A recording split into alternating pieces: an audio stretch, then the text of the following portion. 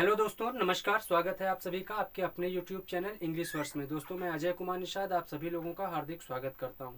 दोस्तों, हम सीख रहे हैं इंग्लिश ग्रामर के अंतर्गत पार्ट ऑफ स्पीच। फ्रेंड्स, हमने पार्ट ऑफ स्पीच में नाउन पढ़ लिया था, नाउन नंबर भी पढ़ लिया था। आज हमारा जो टॉपिक है वो है नाउन जेंडर। फ्रेंड्स, जेंडर क्या होता है? जेंडर को हिंदी में लिंग कहते हैं। ठीक है, जेंडर किसे कहते हैं? वह शब्द जो नाउन का निर्धारण करे, वह शब्द जो यह बताए कि जो नाउन है वो पुल्लिंग है, स्त्रीलिंग है, उभयलिंग है या नपुंसक लिंग है, उसे हम क्या कहते हैं? उसे हम जेंडर कहते हैं। ठीक है, वह शब्द जो लिंग निर्धारण करे, वह शब्द जो लिंग निर्धारण करे उसे जेंडर कहते हैं। ठीक है, the word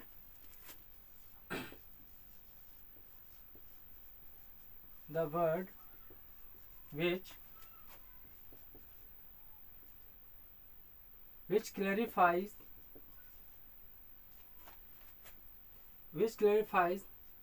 the sex is called gender।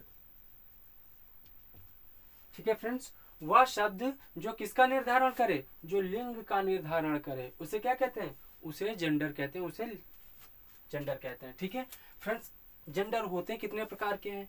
Friends, अंग्रेजी में जेंडर 4 प्रकार के होते हैं। जेंडर कौन कौन से होते हैं? तो देखिए, पहला होता है मैस्कुलिन जेंडर।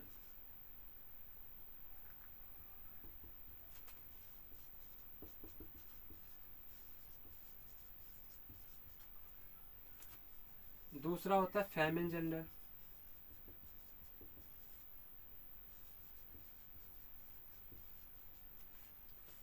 तीसरा होता है common gender.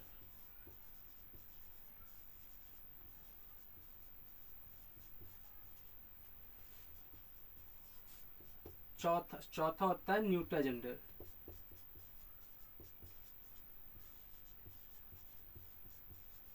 Neutral gender. Friends, masculine gender को हिंदी में कहते हैं पुल्लिंग।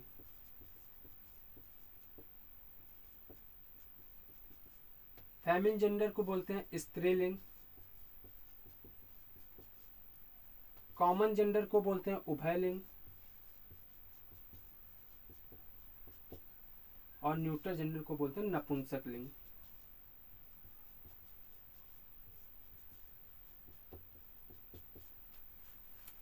ठीक है ना फ्रेंड्स, एक बार फिर से समझ लीजिए, जेंडर किसे कहते हैं?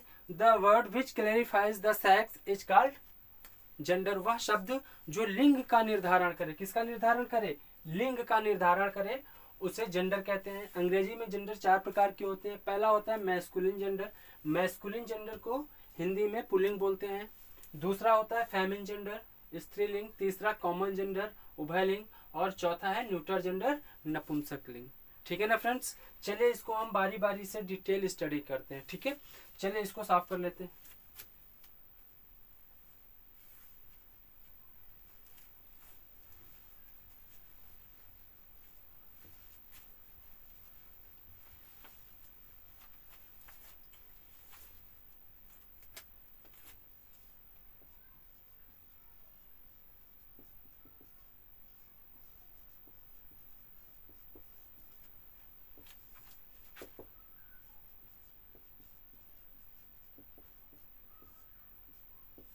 पुल्लिंग। चलिए पहले देख लेते हैं मैस्कुलिन जेंडर क्या होता है। बताइए फ्रेंड्स, मैस्कुलिन जेंडर क्या है? मैस्कुलिन जेंडर को हिंदी में कहते हैं पुल्लिंग। जैसा कि इसका नाम है, इसका नाम है पुल्लिंग। अगर हम इसका संधि विच्छेद करते हैं तो क्या बनेगा? पु धन लिंग। पु प्रकट करता है पुरुष को, पु प्रकट करता है पुरुष को, और लिंग निर्धारण करता है। चलिए, तो पुल्लिंग का मतलब क्या होता है? वह शब्द जो किसके बारे में बताए? वह संज्ञा जो हमें नर जाति के बारे में बताए, नर व्यक्ति मतलब पुरुषों का बोध कराए, है ना, पुरुष जाति का बोध कराए, उसे क्या कहते हैं? उसे मैस्कुलिन जेंडर कहते हैं। ठीक है, तो मैस्कुलिन जेंडर को देख लेते हैं एक बार। द वर्ड और आप कह सकते हो the noun which tells us about male sex। ठीक है ना फ्रेंड्स। वह शब्द जो हमें किसके बारे में बताए, मेल पुरुष लिंग के बारे में बताए, पुरुष लिंग के बारे में बताए, अर्थात नर जाति का बोध कराए, उसे मैस्कुलिन जेंडर कहते हैं। वह शब्द जो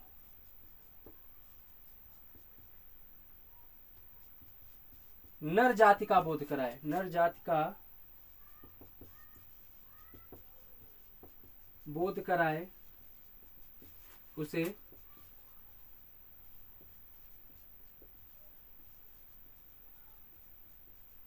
मैस्कुलिन जेंडर, या हिंदी में इसको बोलते हैं पुल्लिंग, पुल्लिंग कहते हैं। ठीक है, एग्जाम्पल देख लेते हैं। जैसे फ्रेंड्स मैंने बोला फादर, क्या बोला, फादर। अब आपको पता है, आपको क्या सबको पता है, जो फादर होते हैं वो कौन होते हैं, वो पुरुष ही तो होते हैं। क्या होते हैं, पुरुष ही तो होते हैं। तो ये जो फादर वर्ड है ये किसका बोध करा रहा है, ये पुरुष जाति का बोध करा रहा है। जैसे इसी तरह मैंने बोल दिया ब्रदर, ब्रदर किस जाति का बोध करा रहा है, ब्रदर पुल्लिंग का बोध करा रहा है। ठीक है ना फ्रेंड्स, आगे बढ़ते हैं। जैसे मैंने बोल दिया हॉर्स, हॉर्स किस जात का बोध करा रहा है फ्रेंड्स, हॉर्स मीन्स घोड़ा होता है और मेयर मीन्स घोड़ी होती है। मैंने हॉर्स बोला है तो इसका मतलब क्या है, किसका बोध करा रहा है, पुरुष जाति का बोध करा रहा है। ठीक है ना फ्रेंड्स, चलिए आगे बात कर लेते हैं। एग्जाम्पल और एक दो दे दे क्या, जैसे ब्रदर हो गया, फादर हो गया। जैसे मान लीजिए मैंने बोल दिया राम, राम कैसी संज्ञा है, राम पुल्लिंग है, क्योंकि राम किसका नाम होता है, राम फ्रेंड्स किसी व्यक्ति का ही नाम होता है। किसका नाम होता है, किसी नर का ही नाम होता है, किसी पुरुष का ही नाम होता है, किसी लड़की का नाम नहीं होता है राम, है ना। अपवाद स्वरूप कहीं कोई मिल जाए अलग की बात है ना। लेकिन अगर किसी ने बोला राम को बुलाओ तो इसका मतलब है राम का क्या है, राम एक लड़का है, अर्थात उसकी जो जाति है वो कैसी है, वो पुरुष जाति का है। ठीक है ना फ्रेंड्स, चलिए आगे पढ़ लेते हैं। समझ में आया मैस्कुलिन जेंडर क्या होता है, the word which tells us about the male sex. वह संज्ञा या वह शब्द जो हमें मेल सेक्स का बोध कराए उसे क्या कहते हैं, उसे मैस्कुलिन जेंडर कहते हैं। जैसे आपको पता है फादर हो गया, ब्रदर हो गया, है ना, राम हो गया, और इसी में आप लिख सकते हो आगे डॉग लिख सकते हो, ठीक है, डंकी लिख सकते हो। ठीक है, क्यों, क्योंकि हॉर्स मीन्स कुत्ता होता है और कुत्ता किस जात का बोध करा रहा है, कुत्ता पुरुष जात का बोध करा रहा है। लेकिन अगर यहीं पर हॉर्स के स्थान पर मेयर बोला होता है मैंने, मेयर मीन्स क्या होती है, घोड़ी होती है, तो वो किसका बोध कराता, फिर वो मैस्कुलिन जेंडर का बोध ना कराता बल्कि फिर फेमिन जेंडर का बोध कराता। ठीक है ना, चलिए आगे बढ़ते हैं। मैस्कुलिन जेंडर समझ में आया, अब बात कर लेते हैं फेमिन जेंडर के बारे में। ठीक है,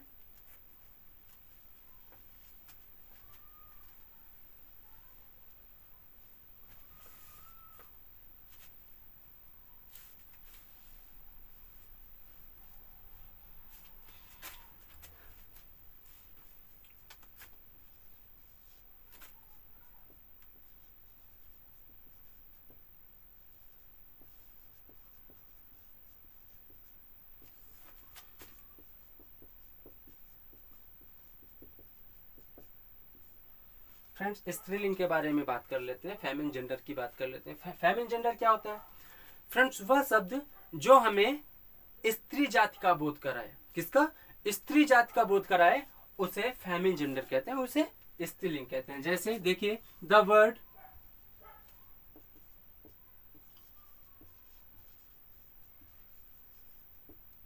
विच tells us about female sex it's called feminine gender. वह शब्द जो किसके बारे में बताए, जो स्त्री जाति का बोध कराए, उसे क्या कहते हैं, उसे स्त्रीलिंग कहते हैं, उसे फेमिन जेंडर कहते हैं। वह शब्द जो स्त्री जाति का बोध कराए उसे फेमिन जेंडर कहते हैं। फेमिन जेंडर या स्त्रीलिंग है ना।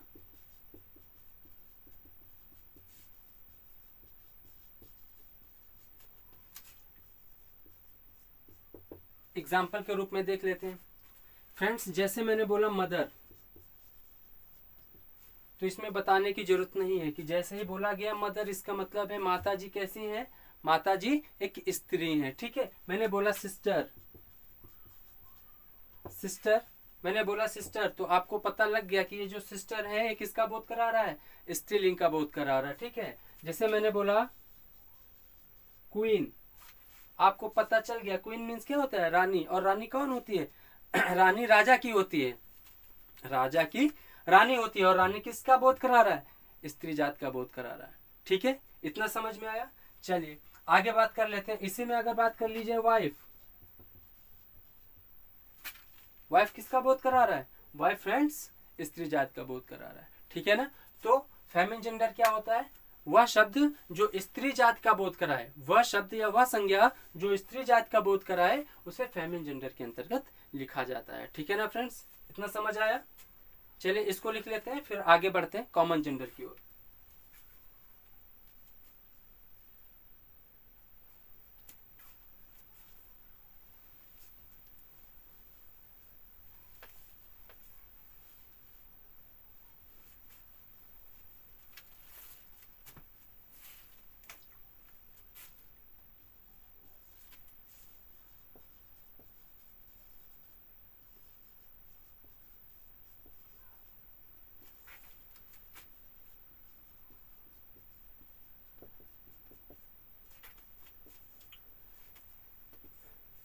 फ्रेंड्स अगला है हमारा कॉमन जेंडर। कॉमन जेंडर को हिंदी में कहते हैं उभयलिंग। फ्रेंड्स कॉमन जेंडर क्या होता है, कॉमन मीन्स क्या होता है, कॉमन मीन्स कॉमन, ऐसा शब्द जो स्त्री और पुरुष दोनों में कॉमन हो, उसे हम क्या कहते हैं, उसे हम उभयलिंग कहते हैं। ठीक, कॉमन मीन्स होता ही है उभय, उभयलिंग। कॉमन जेंडर मीन्स होता है उभयलिंग, मतलब वह शब्द जो हमें स्त्री और पुरुष दोनों जाति का बोध करा दे, है ना, वह शब्द जो स्त्री जाति का और पुरुष जाति का दोनों का बोध करा दे, उसे क्या कहते हैं, उसे कॉमन जेंडर कहते हैं। ठीक है, चलिए देख लीजिए। The word which tells us about both male and female sex. ठीक है, वह शब्द जो हमें स्त्री तथा पुरुष दोनों जाति का बोध कराए, वह शब्द जो किसका बोध कराए, वह शब्द जो स्त्री और पुरुष दोनों जाति का बोध कराए, उसे कॉमन जेंडर कहते हैं। ठीक है ना फ्रेंड्स, जैसे मैंने लिखा टीचर, एग्जाम्पल देख लीजिए। फ्रेंड्स जैसे मैंने लिखा टीचर, तो आप बताइए टीचर क्या केवल एक लड़का ही हो सकता है, क्या केवल पुरुष ही हो सकता है टीचर, नहीं, टीचर एक स्त्री भी हो सकती है ना। दूसरा जैसे मैंने लिखा डॉक्टर, डॉक्टर क्या एक पुरुष ही हो सकता है, ऐसा तो कहीं नहीं लिखा है कि डॉक्टर केवल एक पुरुष ही होगा, है ना, डॉक्टर एक स्त्री भी हो सकती है। और मैंने देखा भी है, आप सबने देखा है कि डॉक्टर और टीचर दोनों ही हमको स्त्री और पुरुष दोनों ही मिलते हैं। ठीक है ना, जैसे फ्रेंड्स अगला एक वर्ड है, मैंने एक वर्ड लिखा चाइल्ड। चाइल्ड मीन्स क्या होता है बेटा, चाइल्ड मीन्स होता है बच्चा।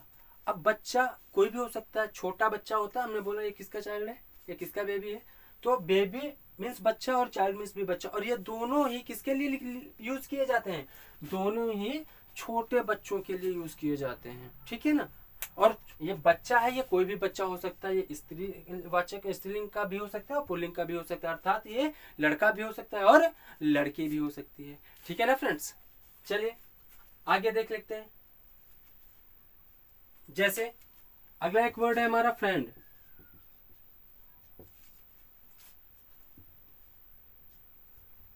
अब फ्रेंड्स अब एक बात बताइए, एक लड़के के केवल क्या लड़के ही फ्रेंड होते हैं, ऐसा तो नहीं है, लड़के के लड़की भी फ्रेंड हो सकती है, और लड़की की ये जरूरी नहीं कि केवल लड़की ही फ्रेंड हो, लड़का भी फ्रेंड हो सकता है। तो फ्रेंड एक ऐसा वर्ड है जो लड़का और लड़की दोनों के लिए यूज किया जाता है। ठीक है ना फ्रेंड्स, चलिए इसको नोट करते हैं, फिर आगे बढ़ेंगे न्यूट्रल जेंडर की ओर। ठीक है,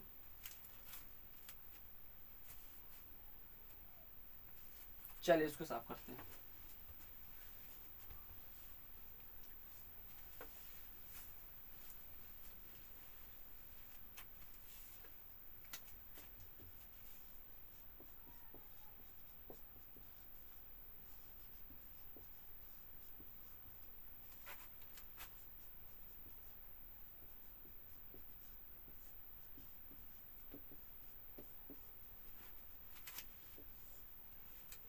अब फ्रेंड्स बात कर लेते हैं न्यूट्रल जेंडर की। न्यूट्रल जेंडर क्या होते हैं फ्रेंड्स? वह शब्द जो हमें निर्जीव वस्तुओं का बोध कराए। किसका बोध कराए? निर्जीव वस्तुओं का, क्योंकि नपुंसकलिंग मतलब होता है निर्जीव वस्तुएं, ठीक है। वह शब्द जो हमें निर्जीव वस्तुओं का बोध कराए उसे हम क्या कहते हैं? उसे हम न्यूट्रल जेंडर के अंतर्गत लिखते हैं। जैसे the word which tells us about lifeless objects, ठीक है। वह शब्द जो हमें किसके बारे में बताए? जो हमें निर्जीव वस्तुओं का बोध कराए उसे क्या कहते हैं? उसे नपुंसक लिंग अर्थात न्यूट्रल जेंडर कहते हैं। एग्जाम्पल जैसे फ्रेंड्स मैंने लिखा पेन।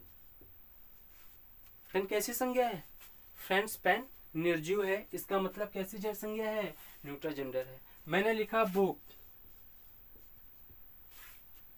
बुक कैसी संज्ञा है फ्रेंड्स? बुक निर्जीव है और न्यूट्रल जेंडर के अंतर्गत आएगी, ठीक है।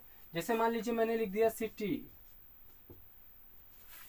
सिटी मीन्स क्या होता है फ्रेंड्स? सिटी मीन्स होता है शहर। कैसी संज्ञा है फ्रेंड्स? ये न्यूट्रल जेंडर के अंतर्गत आएगी, ठीक है ना। जैसे मान लीजिए लिख दिया मैंने मोबाइल।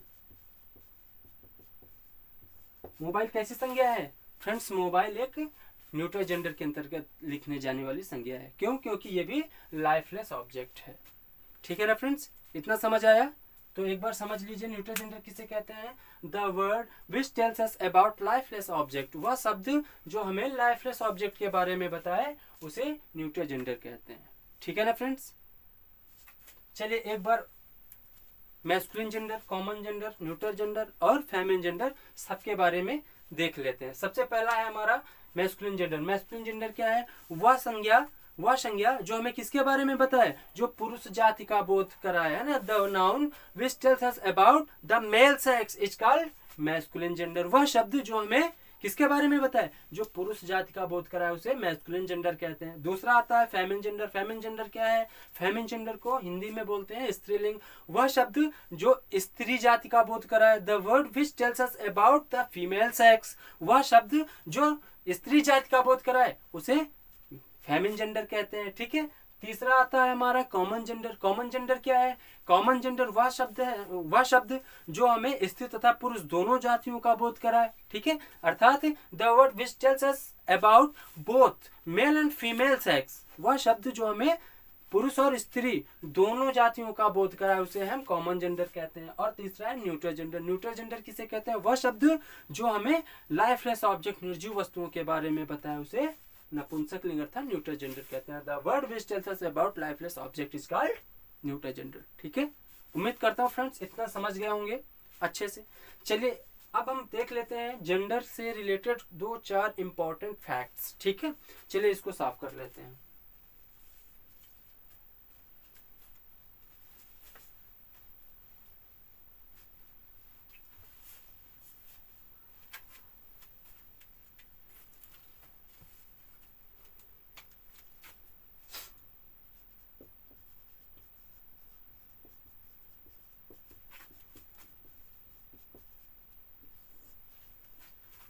फ्रेंड्स इंपॉर्टेंट फैक्ट्स क्या है देख लीजिए।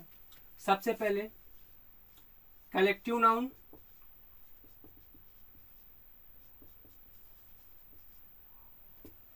मटेरियल नाउन,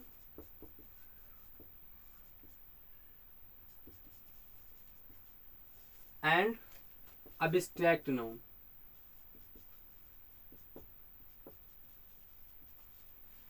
कौन कौन से noun? Collective noun, material noun और अब्स्ट्रैक्ट नाउन। ये सदैव किसकी श्रेणी में आते हैं? ये सदैव न्यूट्रल जेंडर की श्रेणी में आते हैं। किसकी श्रेणी में आते हैं? सदैव न्यूट्रल जेंडर की श्रेणी में आते हैं, ठीक है। ये सदैव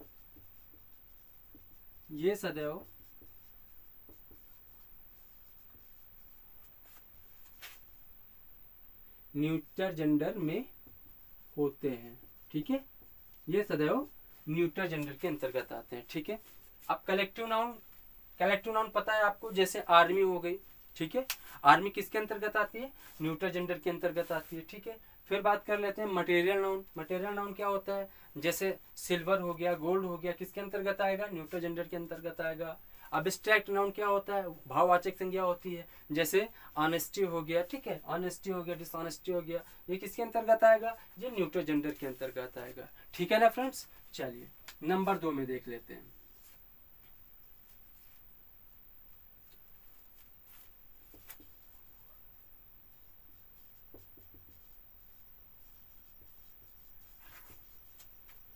फ्रेंड्स मैस्कुलिन जेंडर सदैव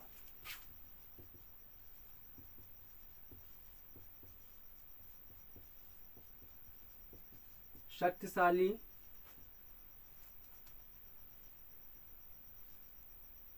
ऑब्जेक्ट्स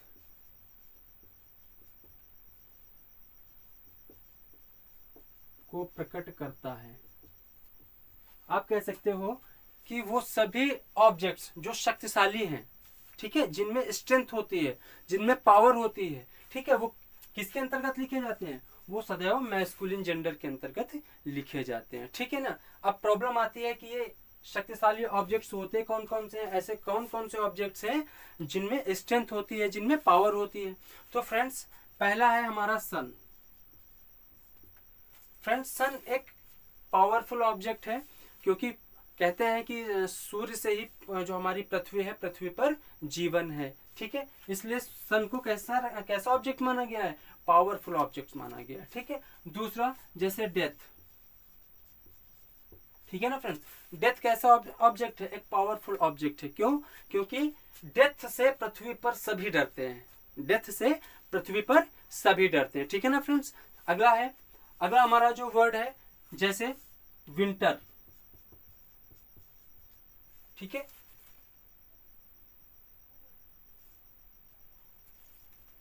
ठीक है ना फ्रेंड्स। विंटर, समर, एक्सेट्रा, ये सब किसके अंतर्गत आते हैं? ये सब मैस्कुलिन जेंडर के अंतर्गत आते हैं। अर्थात डेथ, सन, विंटर, टाइम, समर, ये सब किसके अंतर्गत लिखा जाता है? ये सब मैस्कुलिन जेंडर के अंतर्गत आते हैं, ठीक है। और हमारा जो तीसरा फैक्ट है वो कैसा है? देखिए वो है फेमिनिन जेंडर का। फेमिनिन जेंडर का है, क्या है?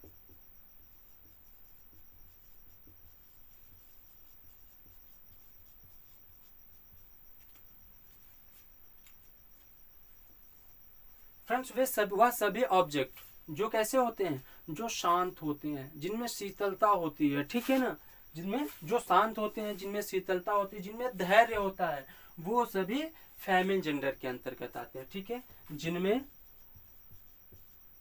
शीतलता होती है, शीतलता हो, शांति हो, धैर्य हो,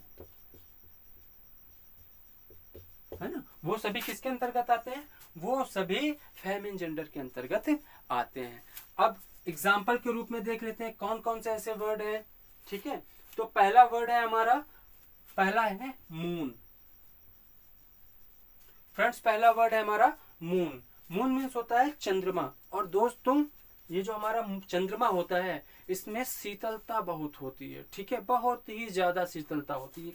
कहा जाता है किसी अगर एग्जाम्पल देना हो किसी को तो बोलते हैं हमें चंद्रमा की तरह कैसा होना चाहिए? शीतल होना चाहिए, ठीक है। क्यों? आगे बढ़ते हैं। दूसरा है हमारा अर्थ। फ्रेंड्स अर्थ क्या है? अर्थ मीन्स पृथ्वी। अर्थ में क्या है फ्रेंड्स? अर्थ में सबसे ज्यादा धैर्य है, ठीक है। हमें धैर्यशील किसकी तरह होना चाहिए? हमें अर्थ की तरह, पृथ्वी की तरह धैर्यशील होना चाहिए, ठीक है ना। अगला हमारा जो वर्ड है वो क्या है? अगला हमारा वर्ड है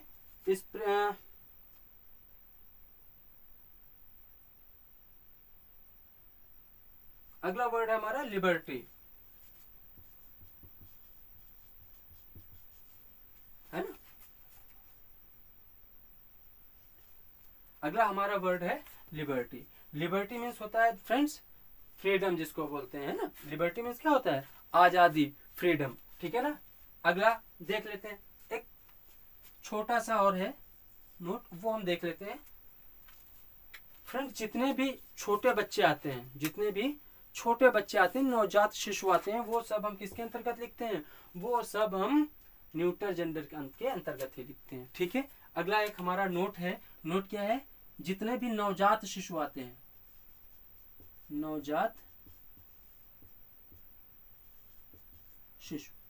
नवजात शिशु सदैव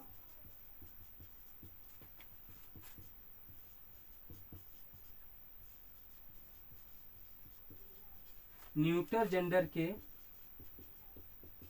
अंतर्गत ही आते हैं। ठीक है ना फ्रेंड्स, जितने भी नवजात शिशु हैं उन सबको हम न्यूटर जेंडर के अंतर्गत ही लिखते हैं। ठीक है ना फ्रेंड्स, तो उम्मीद करता हूँ ये सभी आपको समझ में आ गया होगा। फ्रेंड्स, अगर समझ नहीं आया है तो वीडियो को 1 से 2 बार देखिए, आपको समझ आएगा। ठीक है, और हमारी वीडियो में क्या प्रॉब्लम्स आ रही हैं प्लीज़ कमेंट करके बताएं ताकि हम उसे सुधार सकें। ठीक है, तो आज के वीडियो में इतना ही। कल मिलते हैं एक नए वीडियो के साथ, तब तक के लिए नमस्कार, धन्यवाद।